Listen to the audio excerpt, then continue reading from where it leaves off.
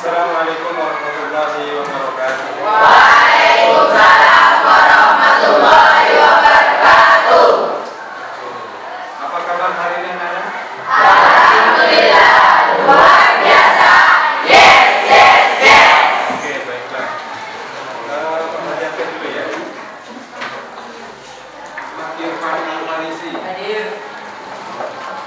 Gilang Ramadan.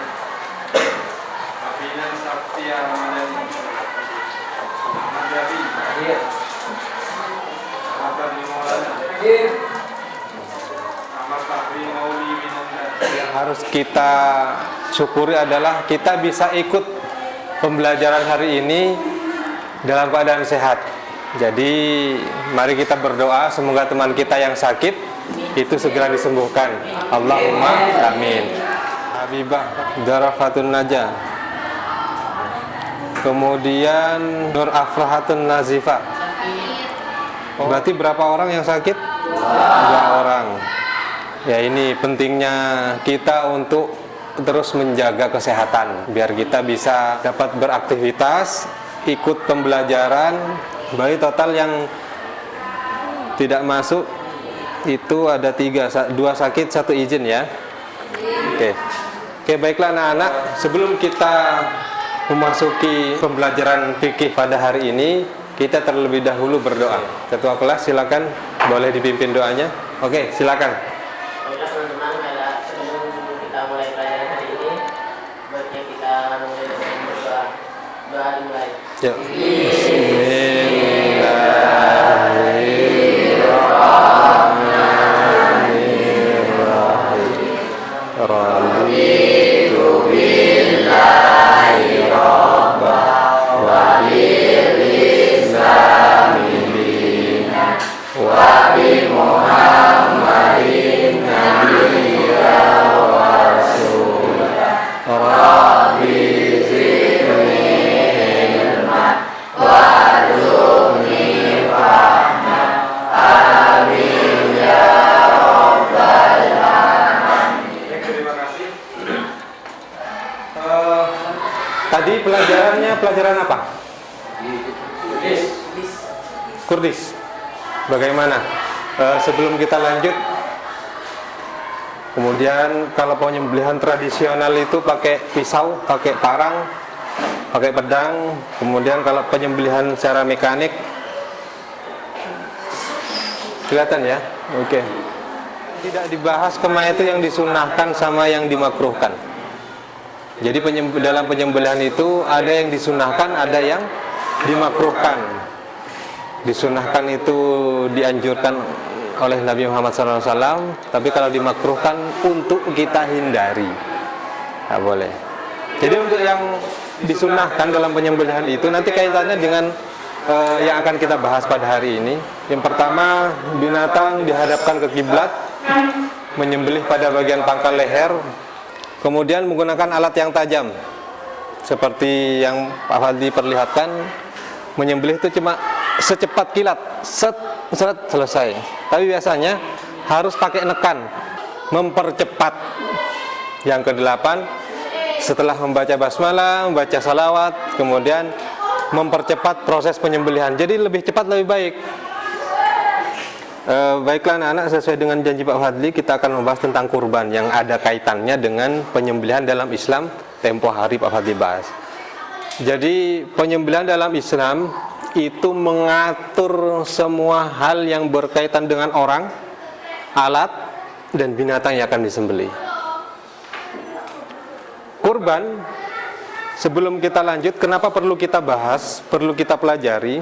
Jadi kurban itu, ayo sebelum Pak Fadli lanjut, biasanya kurban itu Idul Adha itu dilaksanakan kapan? Ada yang tahu? Hari Tasyrik. Idul Adha bertepatan dengan tanggal 10 Dzulhijjah.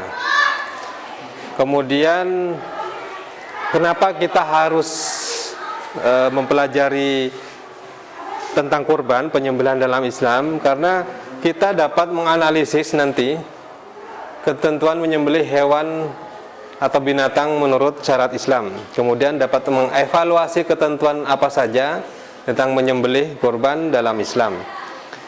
Kemudian dapat merekonstruksi. Merekonstruksi itu dapat mempraktekkan.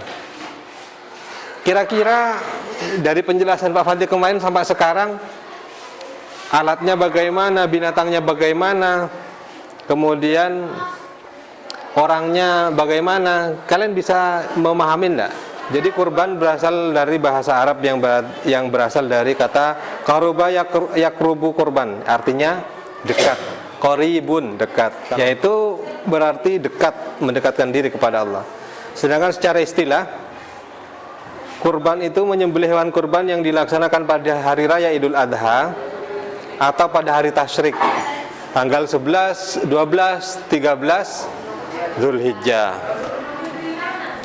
dalam rangka untuk mendekatkan diri dan bersyukur kepada Allah atas segala nikmat yang diberikan. Kemudian kurban biasanya disebut dengan istilah udhiyah, artinya hewan sembelihan. Kemudian dasar hukum hewan kurban atau penyembelihan hewan kurban itu bisa dilakukan untuk hewan-hewan tertentu. Misalkan bahimatul an'am. Bahimatul an'am itu adalah hewan-hewan yang diternakkan atau diperah susunya. Jadi hewan-hewan tertentu, bukan hewan apa saja yang harus dikurban ya. Ya, domba, sapi, unta, apalagi? Kerbau. Bahimatul an'am adalah hewan yang diternakkan, yang diperah susunya. Susu unta ada. Susu kambing ada.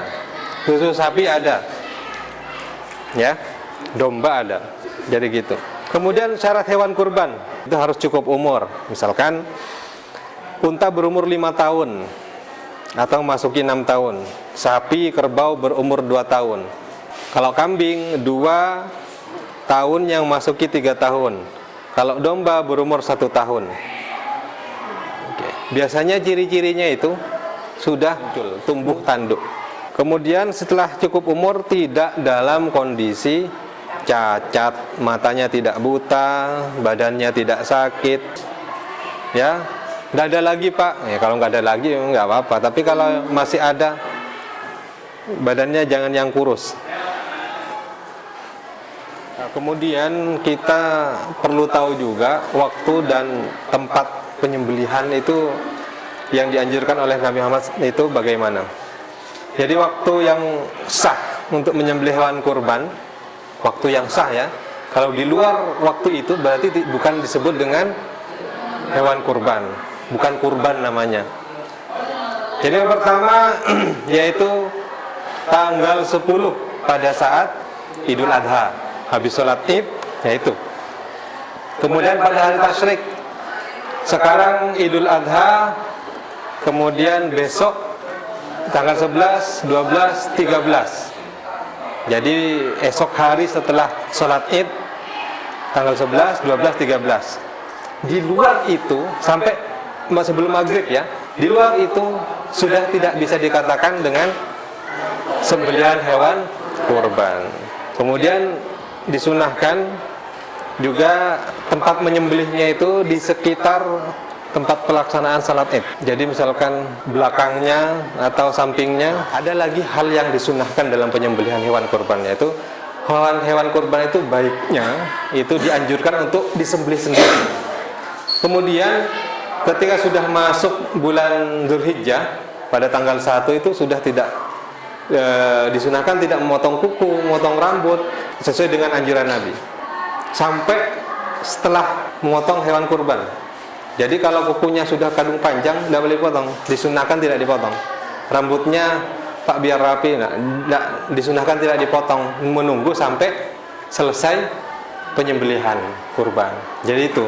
Kemudian daging kurban sebaiknya dibagikan kepada fakir miskin dalam kondisi mentah. Nah, nanti ada kaitannya dengan akikah. Kalau akikah itu disunahkan diberikan ketika sudah masak, mau dalam bentuk sate dan lain sebagainya. Tapi kalau kurban itu mentahnya. Ya, nah itu jadi perbedaan nanti. Kalau kurban mentahnya, kalau akikah itu masaknya. Makanya kalau akikahan itu cenderung mengundang makan bersama dan dagingnya sudah dimasak dalam bentuk sate, gulai dan lain sebagainya. Tapi kalau kurban itu daging mentah. Daging kurban dilarang untuk diperjualbelikan. Ada yang mau ditanyakan? Oke, silakan. Kalau perempuan yang menyembelih hewan kurban bisa? Oke. Sebenarnya boleh. Sebenarnya boleh. Cuma kalau masih ada bapak-bapak, itu masih lebih afdol itu kalau laki-laki. Misalkan untuk penyembelihan-penyembelihan biasa, non kurban atau akikah, kalau memang tidak ada lagi bawa bapak atau tidak ada lagi ustadz-ustadz, dibolehkan. Tapi kalau masih ada, lebih afdol itu bapak-bapak. Ya, oke, cukup mengerti. Kemudian hikmah mungkin. Sebelum lanjut ke hikmah, jadi penyembelihan itu kalau kurban yang dibagikan itu adalah daging mentahnya, tapi kalau akikah itu daging yang sudah dimasak. Ada kasus yang harus kalian diskusikan, kemudian silahkan kemukakan pendapatnya. Oke. Kita lihat saja, itu kayak manusia. Lidahnya itu sudah bisa mengupas.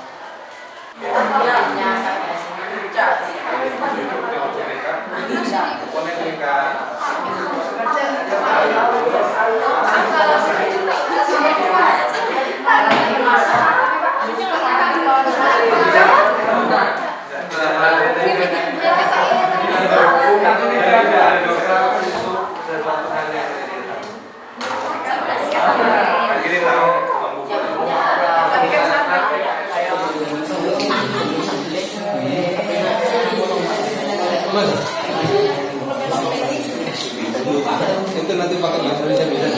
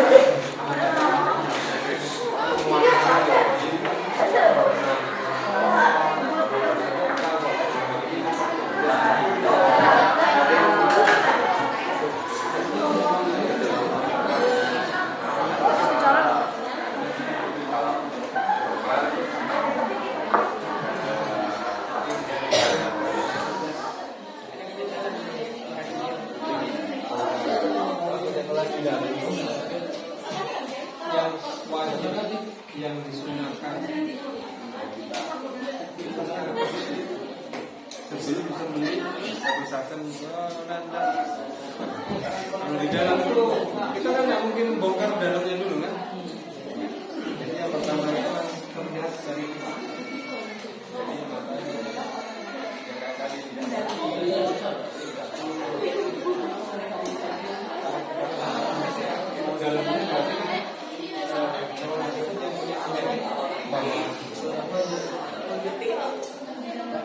Baiklah anak-anak, sebelum kita mengakhiri pertemuan kita pada hari ini tentang penyembelihan hewan kurban, terlebih dahulu kita mungkin Pak Fadi menyimpulkan, atau dari kalian ada yang bisa menyimpulkan barangkali? Oke, silakan. Oke. Menurut saya kesimpulan dari kurban itu adalah kurban adalah suatu penyembelihan dalam Islam yang dilaksanakan pada hari raya Idul Adha atau tepatnya pada tanggal 10 Dzulhijjah setelah selesai melaksanakan sholat Id. Dan bisa juga dilaksanakan pada keesokan harinya yaitu hari tasyrik pada tanggal 11, 12 dan 13 Dzulhijjah. Oke. Terus untuk syarat-syarat hewan kurban adalah yang pertama hewan itu tidak cacat, yang kedua hewan itu ketika disembelih masih dalam keadaan hidup. Dan yang terakhir untuk ketentuan dari alat yang digunakan untuk menyembelih hewan kurban adalah harus menggunakan alat yang tajam. Yang kedua, tidak boleh menggunakan kuku, gigi ataupun tulang. Oke. Ya, terima kasih. Tepuk tangan. Baiklah, tadi sebuah kesimpulan yang sangat bagus yang disampaikan oleh teman kalian. Kemudian ada lagi yang perlu diperhatikan, yaitu bahwa pembagian daging hewan kurban itu dalam kondisi mentah. Ya, itu saja. Jadi kesimpulannya dari alatnya, kemudian dari waktunya kapan, itu yang membedakan ya nanti dengan yang akikah dan lain sebagainya. Kemudian hewan kurbannya itu harus cukup umur. Nah, itu juga harus tahu, tidak boleh masih kecil. Jadi itu aturan sedemikian rupa agar apa ya? Agar seragam. Dagingnya itu lebih berkualitas, paham ya? Hasilnya nanti Pak Fadli kumpulkan seperti itu. Karena ini sudah jadi beberapa kelompok, nanti beberapa kelompok Pak Fadli bagi lagi, ada beberapa tugas yang harus diselesaikan tentang materi ini, ya.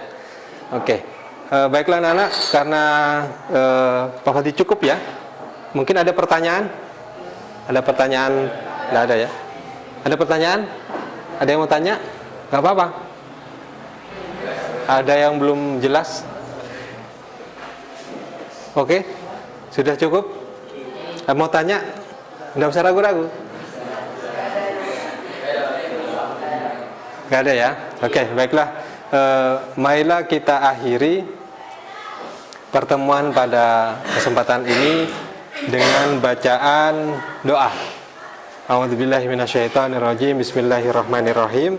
Asyhadu an la ilaha illa anta astaghfiruka wa atubu ilaik. Terima kasih atas waktunya. Tetap sehat, tetap semangat. Pak Fadli akhiri.